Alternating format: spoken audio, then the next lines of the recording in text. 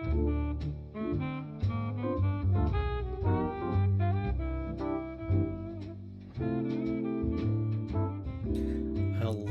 and welcome to another episode of the DewatchPod podcast. I am Jürgen Smorgasbord. And I am Jim with a G, and I'm resisting the urge to do a cold bit intro where we say we're stuck in a basement in a beautiful city. Cool. So we are going to be a bit performative today, because we're going to show off that occasionally we read such long, enduring works, such as... The ones who walk away from Omelas, because guess what, dear listener, it's literature season. Yeah, read stuff like us. It's so many pages. You'll be sexy on the subway. I did actually read this on the subway. See? Now, the issue is I was reading it on my phone, so I immediately lose... You really need to read it on like a sort of like worn soft cover. Yeah, I feel even you're a Kindle. Also, you're not a guy, so it's like it's already wasted if you do it.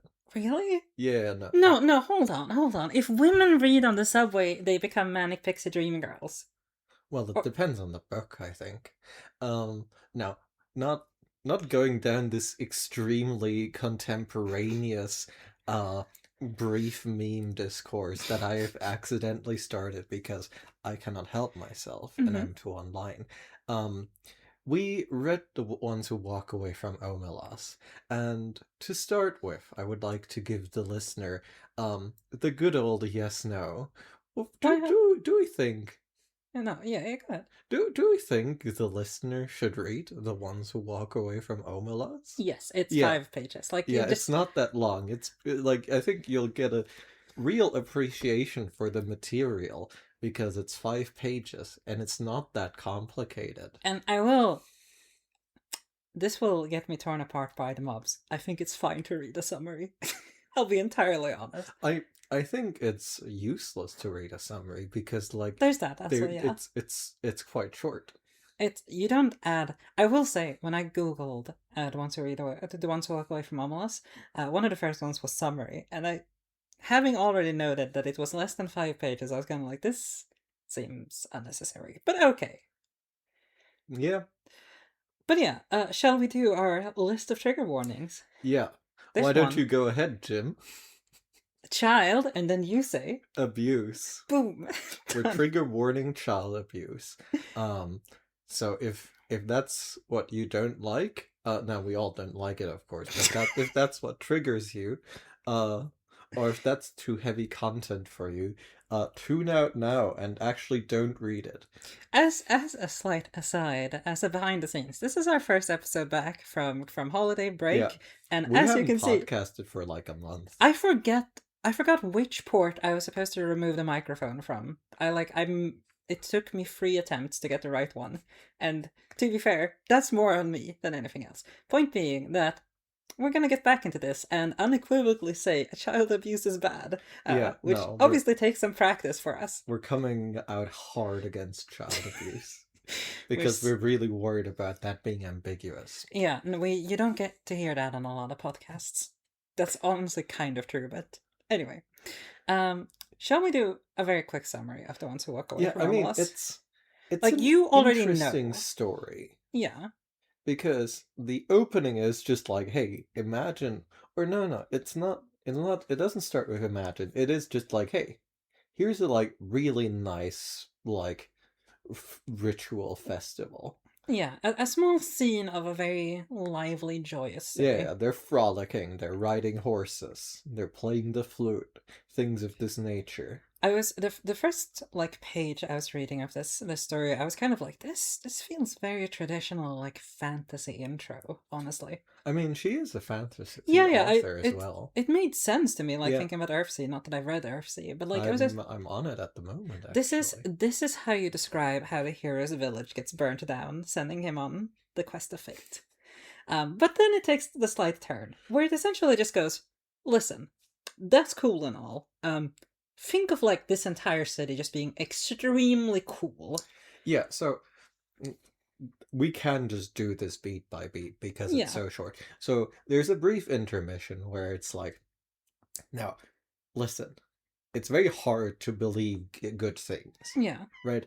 It's real hard, but like, you know, it's fine. Just bear with me. These are not barbarians. These people are not stupid. You know, they There's complexity to their lives. whatever good thing you can come up with, they have it. Whatever medium thing that doesn't hurt anyone, that's nice, that you The, can come up with, they have it. there is a pretty good like line in here where it's like, hey, and if you want to imagine orgies, that too, and Yeah. we're really exemplifying this whole point. I will say during the description, before we get to the actual like really important point, I do think like the narration does make a point that this is also specifically joyous in an egalitarian sense, Oh right? yeah. It very much makes the point that like there are no kings, there are no priests, religion exists, but only insofar as it makes the individual happier. There are obviously no slaves. There's a brief aside about like imagine whatever technology is appropriate for your imagination of the Yeah. city. It could be that they came in on trams, or maybe they just like fucking walked, basically. This is the whole thing where it's like there are a few pillars here, but for the most part, is imagine a really cool place. Yeah. And this is like a slight shift in register from the initial like this specific festival is the anchor point and you're supposed to fill in the backdrop, sort of. Yeah, Well, the festival is very concrete. And then we get to sort of the heart of the story, which is a child in a basement that's having a really bad time. this is the part you know about. Yeah. It is there isn't great detail of No. this. The main point is like the contract of this city is that you cannot even say a kind word to this being. It is there is something to the extent of like it looks like it is 6, but it is actually like Yeah. 10, 11-ish. The point is there's a brief interlude here that this child is miserable.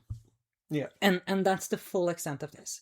The details are essentially secondary here, Mm. apart from the fact that the citizens of the city are all involved in and, by implication, culpable for this Yeah. child's miserable. They are at some point in their later youth introduced to this fact and sort of rebel and eventually cope with it and sort of process this as like, I guess what are you going to do? Free the child? That would ruin Omelas, and then we wouldn't have Omelas anymore, and Yeah. that would be terrible. And notably, the narration is the one that claims that, like, if you were to give this child a piece of candy immediately, the joy and beauty of the city would wither away. Yeah. And there is then also just like the part where, before we get to the actual titular part, um, there is the sort of like as you described, like this idea of like how they cope with this, right? Hmm. There's the everyone is immediately sad and angry when they walk away from this, like when they find the child as this, and then over time they find their rationalizations, including quite importantly, I think there's this. I forget exactly how she phrases it, but it's in the vein of like, well, this kid probably couldn't experience happiness anyway at this point. Like it's too late. So like, what would be the point of freeing it?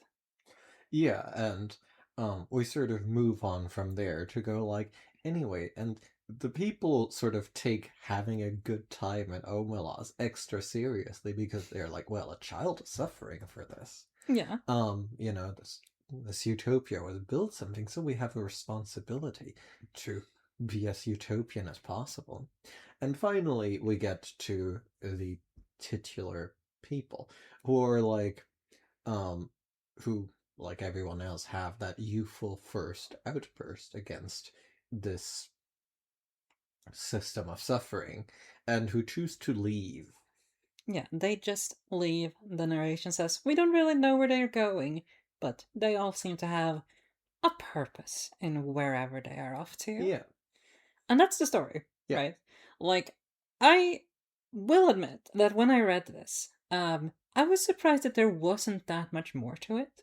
Like, I knew it was a short story, but I thought there would be a little bit more detail. Mm. But I think that would be pointless. Yeah. Right? And we've talked about the ones who walk away from Omelas before, right? You once suggested to me a very specific interpretation of what the story is about.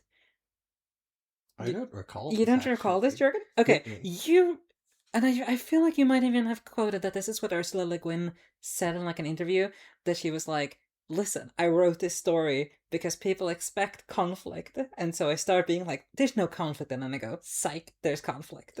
Um, no, actually, so shout out to our homie Big Joel Uh who huh. made this podcast happen. Um, I was more or less paraphrasing his thing on this. Okay. And like the thing I was actually referencing is just like where the narration goes like quite early, like, hey, um, you obviously you think there's going to be conflict, but these people do just like rule. Um, but then eventually it goes like, all right, you know what? Here's the You thing. don't believe it, so let me add another detail, Yeah. right? And that is like that is quite transparently Ursula Le Guin going like, hey, you do not believe that good things are possible unvarnishedly. Um, like to the reader, going like, hey, you want to believe this, don't you? Like, in order for the world to make sense. Yeah. Um, but she like makes this concession initially, um, and then she's like, but some people walk away and they seem to know where they're going. And I read the implication as like, um, yeah, but for real though, good things probably are possible. And she's not like quite as resolute in this. She's just saying like, leaving. They know where they're going, and where they're going is harder to imagine than Omelas, because this one is actually just fine. It's good. Hmm. It's just good. That's an interesting thought. The thing that I kind of started thinking about when I was reading this, because I was like, what is, can I have a hot take on the ones who walk away from Omelas, right? That's what I started thinking about yesterday, and I was like, I don't think so. I think this is just like, it's on the level of like, can I have a hot take on the Bible? No, like, it's, the well is dry. Someone else Yeah. has done this before. And I think that has kind of led me to think about like, the ones who walk away from Omelas is fundamentally a litmus test, right? Like, I think depending on your background and interests, you will read a different point of this story. Mm.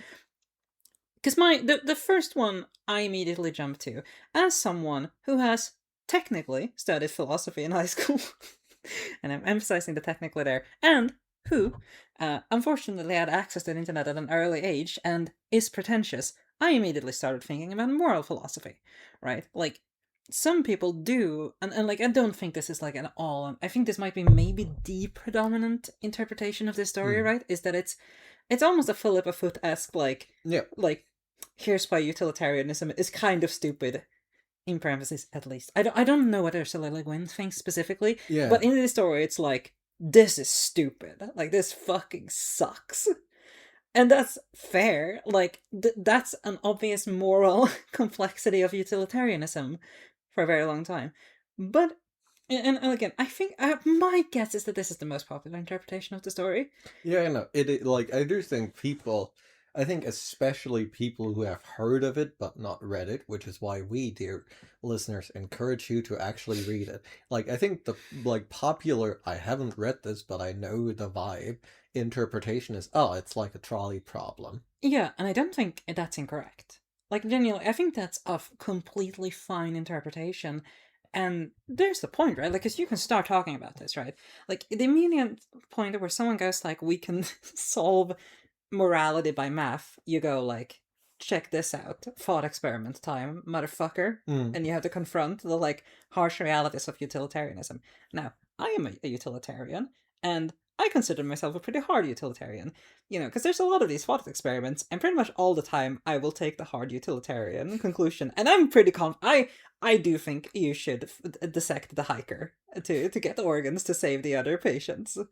Um, Um, I think the like I'm not that with you on that interpretation being that viable with the story as is, because like the story does not like you could just let the child out, but like it's not it's not clear to me that the story ever takes the thought experiment seriously, right? Hmm. Like, because in my mind, the ones who walk away from Omelas, right, the people are like, oh, this is really stupid. I'm going to leave to a place that doesn't convince itself that we have to make the child suffer. Like, I think those people, do just go like they would just kill me if I let the child out or something, right? Like it's not, or rather, like that question isn't addressed, right? It's just like, well, obviously they're not letting the child out because like you how do you deal with this like society? That's actually one of those things that I found maybe the most interesting about the story, right? Because like there are three elements to this Mm, story, right? Like there is the child, Omelas, the ones who walk away from mm, Omelas, right? Like these are the three elements and their interactions. And in the utilitarian question, right? Like the ones who walk away from Omelas are the ones, like they are the deontologists, right? Like they're the ones who say, no, like no matter how much utility you can derive from this, it is yeah. not okay to do torture. And I think that is a more like coherent position. Mm, Um, but it does immediately pose a question, which is actually the title of a follow up, not by Ursula Le Guin, but by a different author, has written a short story called "Why Don't We Kill the Kid in the Omelas Hole?" Hole. And that is a question that remains unanswered, right? Like, what does it mean to like look upon a society you believe is completely morally corrupt and horrific and yeah. abhorrent, and say, "I'm leaving," not "I'm gonna overthrow this," but "I'm leaving." Yeah, no, like that I do think that is a very strong like angle to take from the story because like I still think the utilitarianism angle is like a wrong way to read the story, Mm-hmm. right? Like um I don't think the people who leave Omelas are deontologists. They're just like these people are stupid, Hmm. right? Like that is my reading. Well, because that's Um, that's where we get into the next interpretation, right? Which is the actually more like this is sociological commentary, yeah, right? And there's a couple of different ways to go about that, right? The one that kind of immediately popped out to me is just like this is neocolonialism, right? yeah. Like that's a pretty simple one, Yeah, right? no, that's just sort of there, isn't it? And but the thing is, like, I even think that might be overcomplicating it because you could just do Hmm. this is classism, Yeah, like this no, is we are looking I mean at. those are like quite alike, Yeah, right? exactly. But like I think that the to the extent that like introducing a colonial aspect is like no, it's that's fine and it's coherent that way. Um but it's almost like adding an extra step to just like pure class. And I'm not usually a class reductionist, I want to say. And I think you could use those who walk away from MLS. Hmm. I it's the ones who walk away from MLS, I think technically. Yeah, You can use it to illustrate neocolonialism, yeah, right? I think that is a totally fair one. And just as equally, I think you could use it to represent like the middle class growing, decadent, indulgent, and having a happy life predicated upon the sufferings of millions and millions of others. The interesting thing, obviously, here is that like if you want to take the story seriously, it is just the one kid. yeah. No, the story is just going like, no, like you can have the nice thing without without the suffering, right? That is like very implicit. Um, or at least that is like something she is very clearly putting on the table as like um a alternative, and she's not fully committed to it, but it is just like an idea I think she wants you to have. Mm. Um, The thing I will say is that I don't think that the idea that like that you can have the nice things without the suffering is necessarily inherent to the story. I think that's an interpretation. mm, And I think it's fair because like there is at no part during the narration is evidence brought forth why this child's torture would contribute to the prosperity of the city. yeah, But and she's a fantasy author.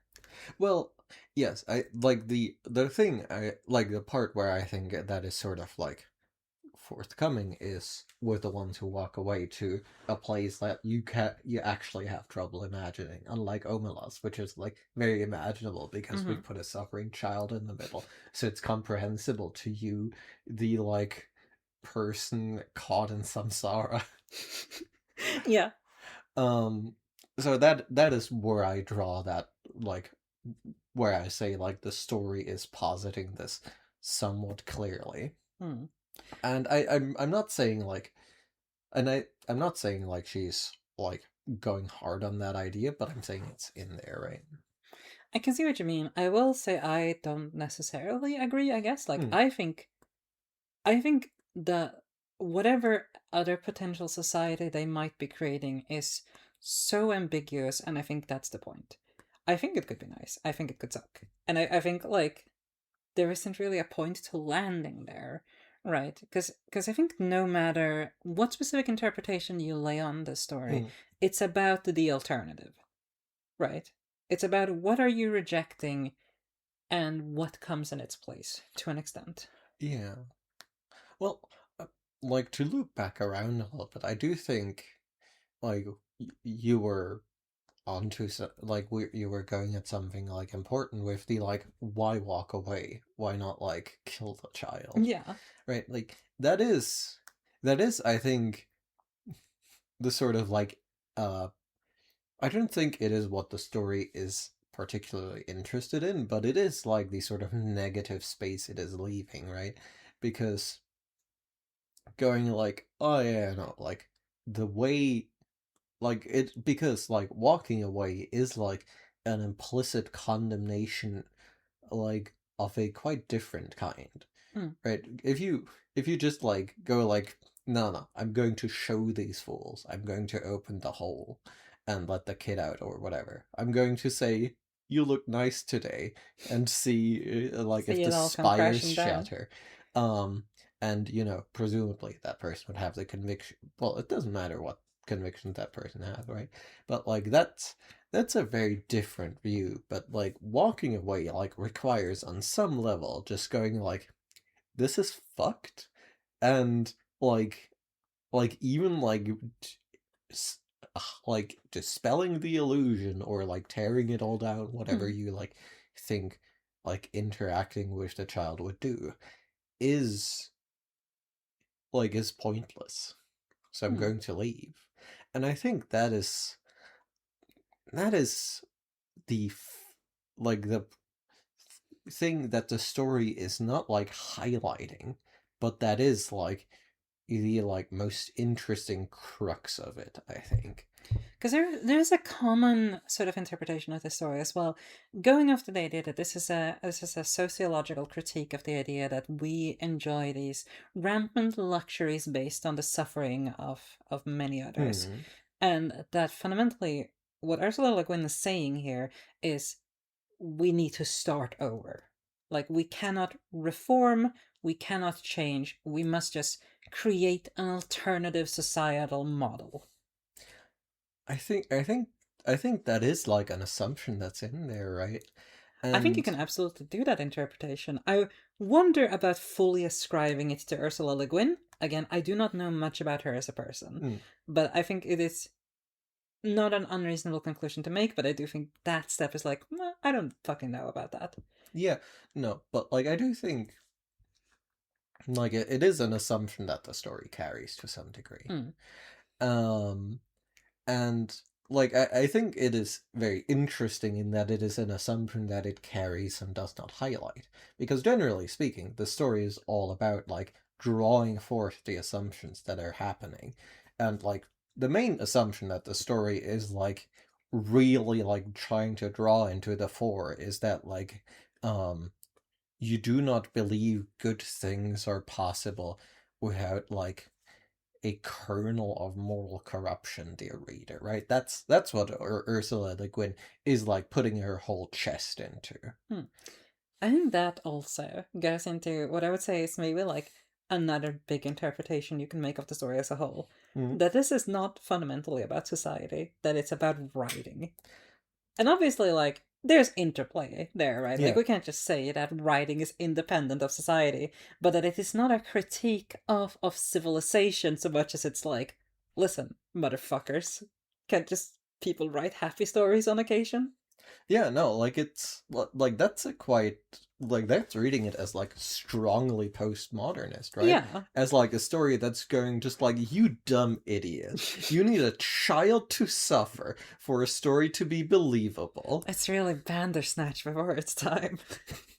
But and the trouble I have is I think that is just like an accurate assessment of the like way that like people interact with narratives, right? And like, I will go further because again, I want to stress one thing. I don't know what Ursula Le Guin was thinking her story Yeah, meant. no, we Um, authors did. We're yeah, moving on. yeah, exactly. If you are doing this as the interpretation that the story is a story about stories, um, I'm gonna defend the traditional position here. Yeah, conflict is kind of important. I am sure you could write interesting stories that have little to no conflict. Slice of life is a popular form of Hmm. media, but like those stories still have conflict. Yeah, Like there's an argument here that maybe this isn't about conflict so much as it's about morality, right? Like the idea that yeah, like, oh, you couldn't imagine a story where there aren't evil people. But yeah. like, I don't know, man. I watch Studio Ghibli films. I think I'm kind of good on that. I I think like this story about writing angle is a far weaker form as like of the an angle that I would prefer, which is the just like story about like narrative Hmm. like conventions that like in my mind, right, like if you go like no like you need the narrative convention of like there's always like all good things are deeply varnished, right? There's Hmm. like things can't just be nice, right? That is not just like a writing thing, but that she is trying to sort of pull out like no, you don't believe this about anything, right? And that's sort of where we get into the and I think that is where like it is sort of balancing between like a commentary of like narratives on narratives and like social narratives, right? So like it is about writing, but it is about writing as part of like social reproduction. And I suppose the form that I would maybe put it in, as you talked about earlier, is specifically about imagination, right? Yeah, Because like, here's the thing: if what she's criticizing is people saying that like there is nothing in the world today that is perfectly good, I agree. yeah, Broadly speaking, I'm kind of in like maybe if you like really condense it, you could find a spot that's like no, all of this is nice, but there is no city in the world where there is no suffering, right? yeah. No. But there Like the is, good place is kind of right.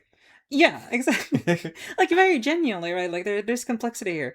But if we're talking instead about like the narratives we tell about our future, like Yeah, because on some level, right, like this because you call it postmodernist and in that sense yeah. about like how it deals with narrative. I think it's Or an rejects rather yeah, yeah. sort of all present meta narratives. But I think that's kind of interesting though, because like some like one of the big things about modernist movements, if we look like historically and politically, is the idea that they did imagine a utopia. Yeah, Like, because what this implies, right, is like the idea that like at some point, we had these movements that were like, we're gonna fix society, give us 20 years with Georgism and we're good. Um, I don't know why Georgism was the one that popped to my mind. Moving on. Like, yeah, like at some point, these ideas got solid by the idea yeah. that like, no, we're not gonna get there. And like, I'm fairly sympathetic to that sullying. Like, mostly as a reaction to the hyper idealism of like, no, we're Yeah, like, no, Stalin did kill all those people. Like yeah. maybe we should be like, maybe there is some complexity here. And like, because we're living in a strange era, right? When we're reading this, Yeah. all of the stuff we impart upon this, right? The cat is risking some stuff, and I'm gonna try to power through until Oh we have yeah. to do an episode cut.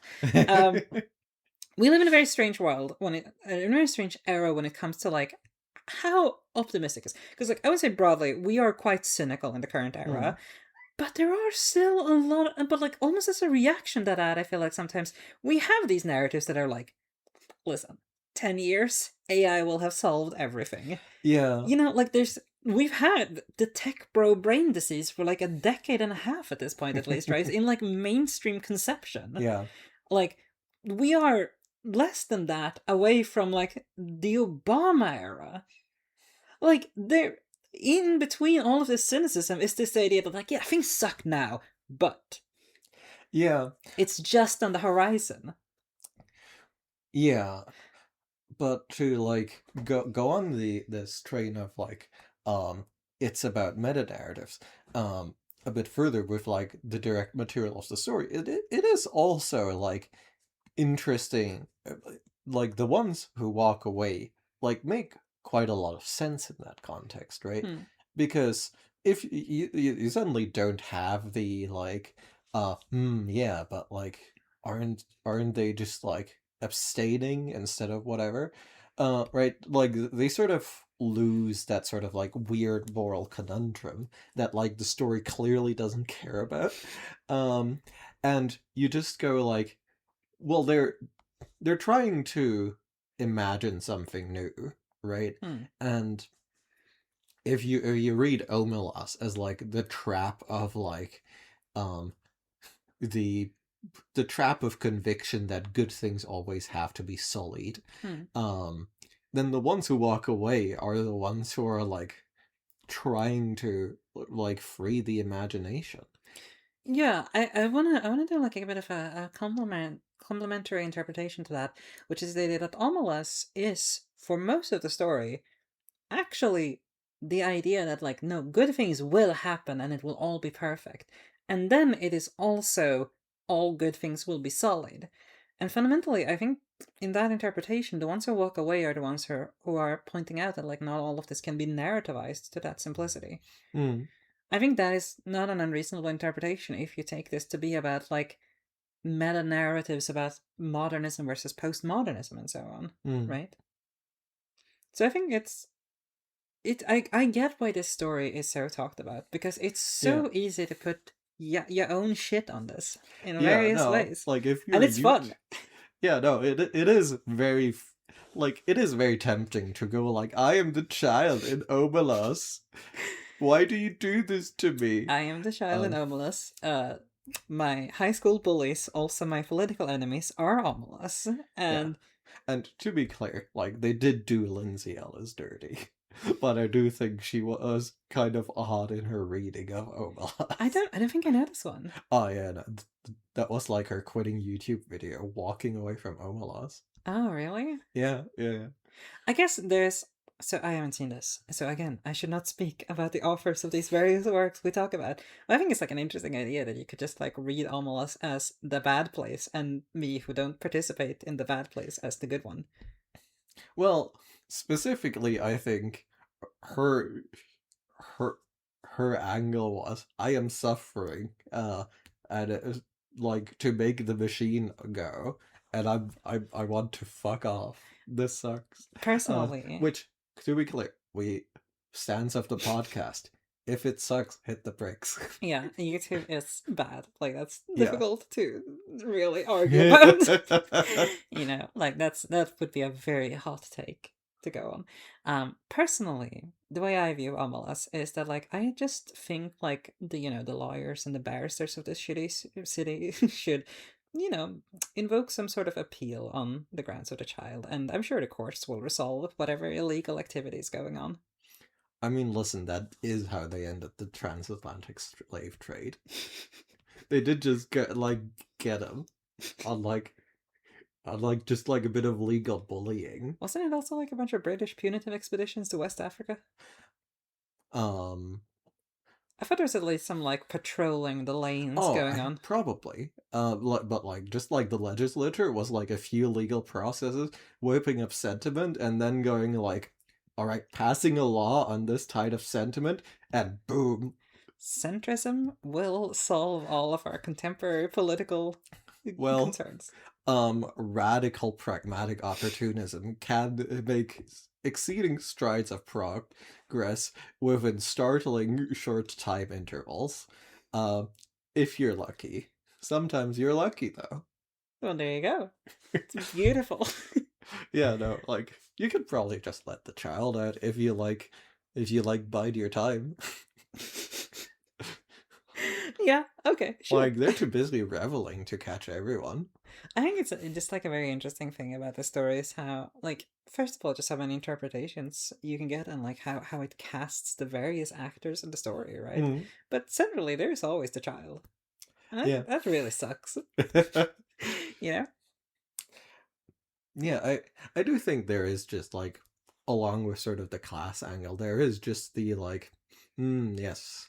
The like this is going to like one of the more basic interpretations, but there is just like a fair amount of strength to the like description of yeah, no, no, no. And then we show people this bad thing and they go like holy shit, we should all be communists right now.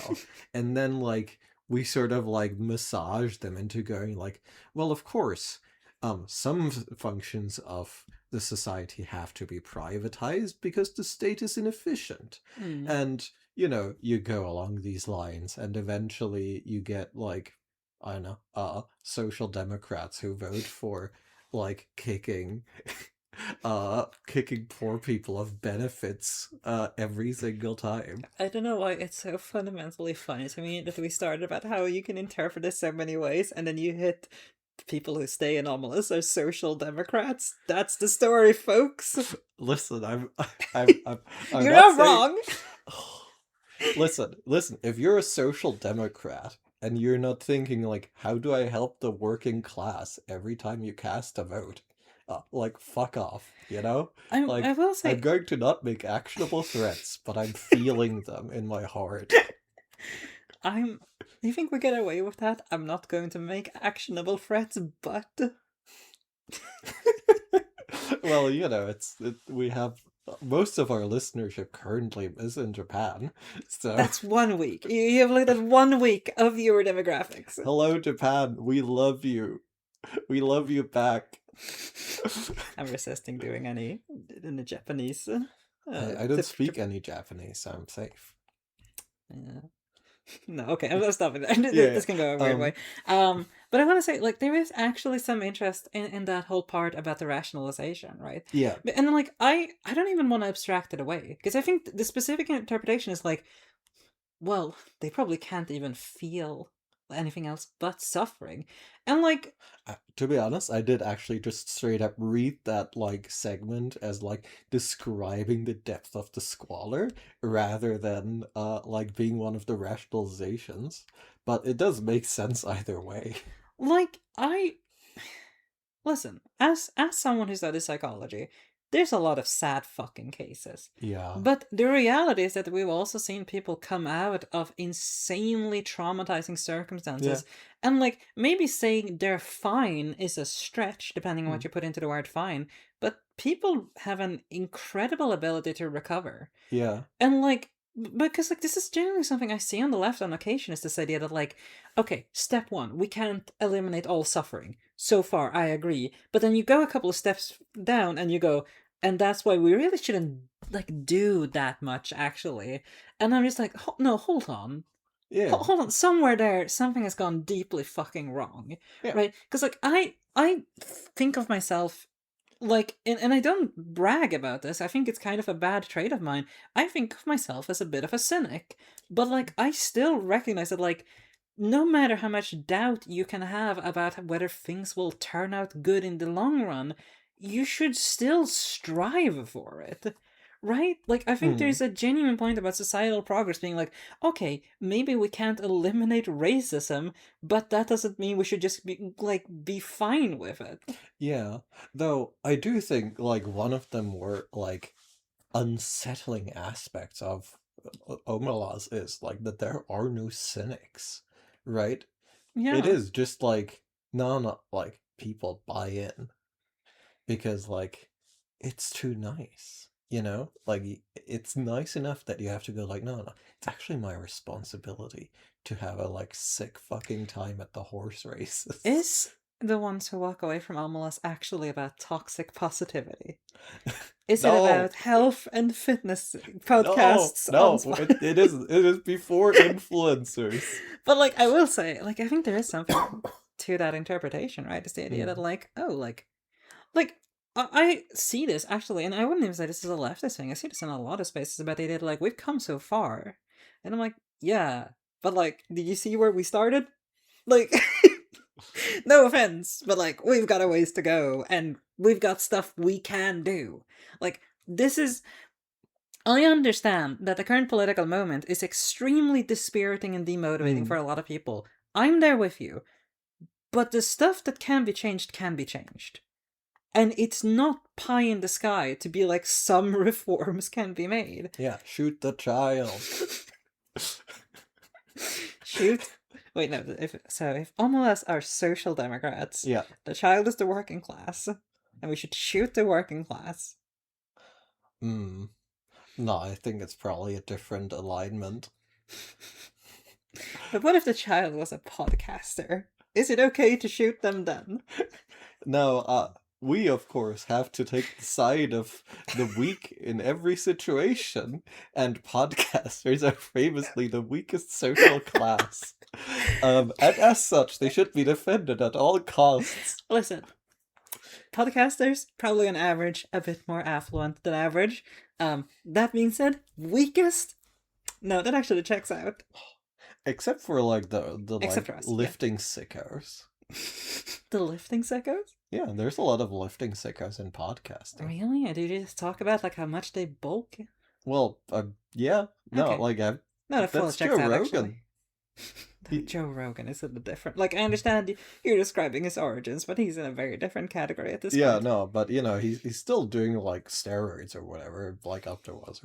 Anyway, Joe Rogan is not the child in Omelas. I think we can say that conclusively. Though he does seem to be sort of suffering spiritually. So I'm not sure I'm actually ready to commit to this.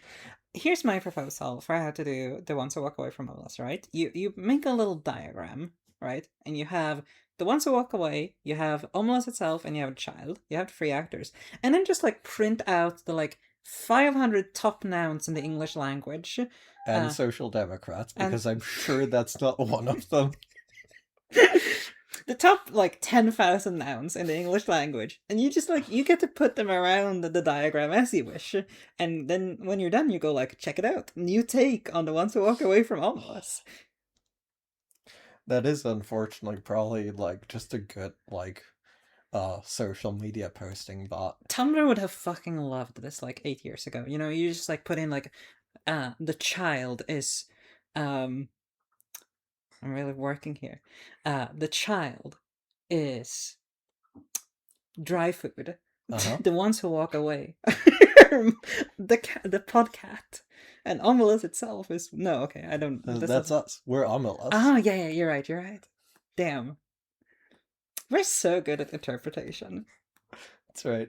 I wanna. Of course, the place the ones who are walking away going to, that's Wetford. So true, Bessie, so true. God, we really have been gone a month, huh? Yeah, we really have gotten a lot worse at podcasting. Maybe this is what makes us big in Japan, though. I hope not. I'm not sure I can consistently achieve this low level of quality. This is we'll just mark this up as like this is our little indulgence episode. Yeah, you know? No. I think that's fine.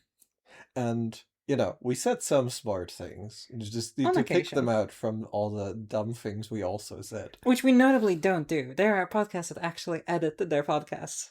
Yeah. We are uncut. Yeah, no, we're sorry for that, but it's a lot of work. And it is a lot of work. Honestly, I don't think this one would be savable in the edit. But yeah, no, it's a good short story. There's a lot of meat on that. I'm kind of like genuinely impressed by how well Ursula Le Guin like balances providing at least some narrative with the like put anything you want in here. Yeah, with you know some limits, but like still essentially like there's so much you can map onto this story. Yeah, though honestly, I'm not certain that you should anymore. I think, Because of what we've done here today. yeah, no, like, We're the final word on the ones who like, walk away from Omelas. I feel like, and by the way, what triggered us making a literature season was me getting mad at the Strange New Worlds episode, Lift Us Where Suffering Cannot Reach, where they do just, like, take out the child and the planet collapses. Um, and that's just, like, very interpretationally weak to me.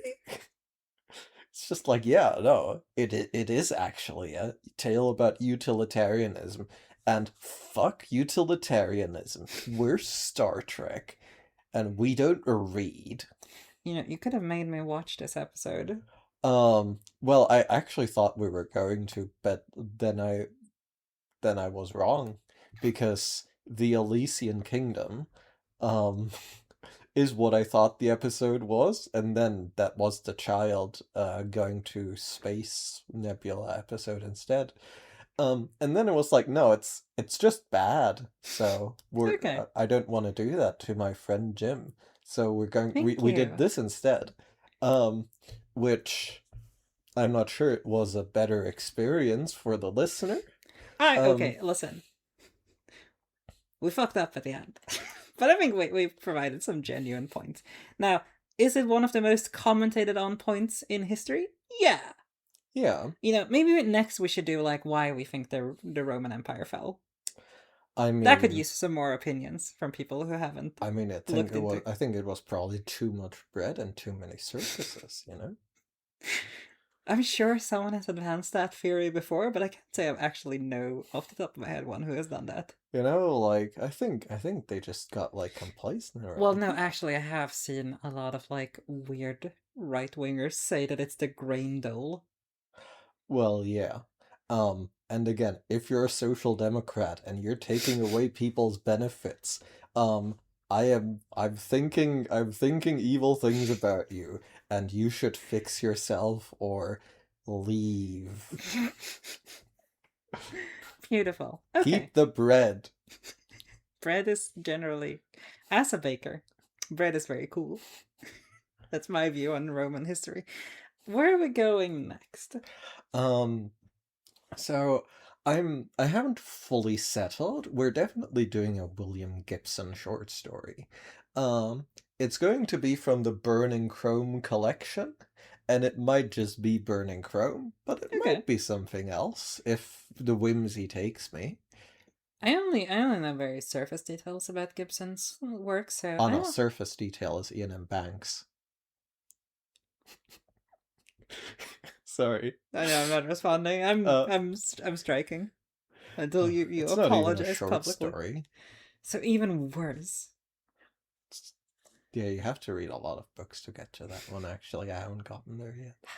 But yeah, But we're going to one of those short stories, one way or another. yeah, and after that, do we want to lock you in so you actually have to read it, or do you I've want us? technically started reading it. uh, I read a do you want couple to pages. get locked in on the Yeah, podcast? Blindside by Peter Watts. What's okay? No, And that's literature season for you, baby. yeah, literature season, which is also essentially sci-fi season, but plus minus Omelas. We cannot do the Is Omelas sci-fi conversation Well, it's just now. not like it's not complicated. Moving on. After our brief literature season, we'll probably do another Star Trek, but that's in the far future.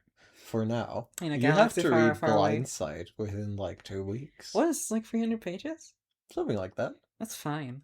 And if you want to read along, you know what? I'm locking it in. Read Burning Chrome for next week. Well, there you go.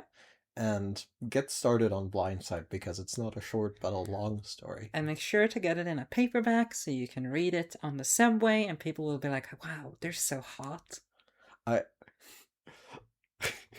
Reading Blindside on the subway is a very interesting like vibe to perform. I think you can perform whatever you want. Yeah. Though on the subway there are limitations of decency, of course. And yeah, if you find like a pure paperback of the ones who walk away from Omelas, people will also read whatever they want into your reading, and they'll be like, yeah, You agree with me personally. And they will also be like, did you really spend money on a book that's 5 pages? And that will be a great conversation starter. You could do it as a leaflet, probably. Yeah, I would imagine so. It's probably better that way. Well, yeah, we shall see you next time with the Burning Chrome. That's right. Thank you for listening. Read Burning Chrome till next time if you want to. It's not that long. And see you on the other side.